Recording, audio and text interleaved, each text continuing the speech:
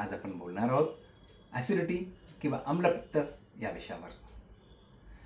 बऱ्याच लोकांना असे वाटते की जेवण कमी केल्याने ॲसिडिटी कमी होते. हे चुकीचे आहे. हे फक्त मिथ आहे. नमस्कार, मी डॉक्टर विलास तड्ढा. गेली 35 वर्ष मुंबई आणि देशभरच्या रुग्णांना आपल्या मेडिकल सेवा देत आहे. आज आपण बोलणार आहोत ॲसिडिटी या विषयावर आणि कसे आपल्याला ॲसिडिटीमुळे प्रॉब्लेम्स होऊ शकतात, हे आपल्या आरोग्याकरता किती घातक आहे याविषयी आपण समजून घेणार आहोत. जेवण स्किप करणे याच्याने ॲसिडिटी कमी होते? अजिबात नाही.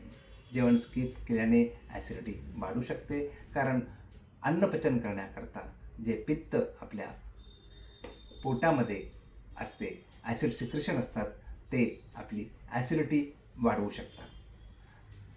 जास्त ऑइली स्पायसी जेवण केल्यामुळे ॲसिडिटी वाढू शकते. तेल, मसाले, fried food, outside food, junk food यामुळे ॲसिडिटी वाढते. अल्कोहोल आणि कॅफिन याच्या सेवनामुळे दररोज कॉफी, चहा, गरम पेय, अल्कोहोल यासारख्या गोष्टींमुळे, पान, तंबाखू यांचे सेवन यामुळे ॲसिडिटी वाढते. स्ट्रेस आणि लाईफस्टाईल यामुळे पण आमची ॲसिडिटी वाढू शकते. स्ट्रेसमुळे डायजेशन डिस्टर्ब होते आणि ॲसिडिटीचे सिम्पटम्स त्यामुळे दिसू शकतात. अंततः 3 लक्षणं, 3 कारणं आपण अवॉइड करू शकतो. हरी, बरी अँड करी.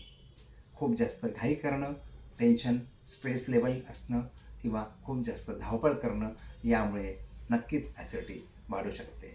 यावर उपाय, सर्वात उत्तम उपाय म्हणजे संतुलित आहार घेणे, वेळीच जेवण करणे, जेवणाच्या वेळा रेग्युलर ठेवणे, पाणी भरपूर प्रमाणात पिणे, स्ट्रेस लेवल कमी करणे हे ॲसिडिटी कंट्रोल करण्याकरता सर्वोत्तम उपाय आहेत.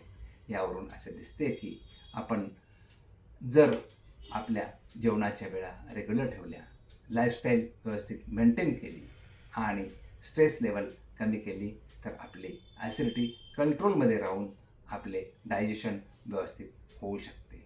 याविषयी तुमच्या आणखी काही कुशंका असतील तर आपण आम्हास 24/7 कॉल करू शकता.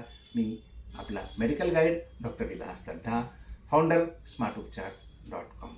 आपणास देशभरच्या कुठल्याही डॉक्टरची अपॉइंटमेंट हवी असेल, कुठल्याही ॲम्ब्युलन्स, एअर ॲम्ब्युलन्स किंवा होम केअरसारख्या सर्व्हिसेस आपणास हव्या असतील तर आपणास कॉल करू शकता. लक्षात ठेवा, smartupchar.com, all India medical helpline for second opinion, one stop solution for all medical problems, pan India. धन्यवाद.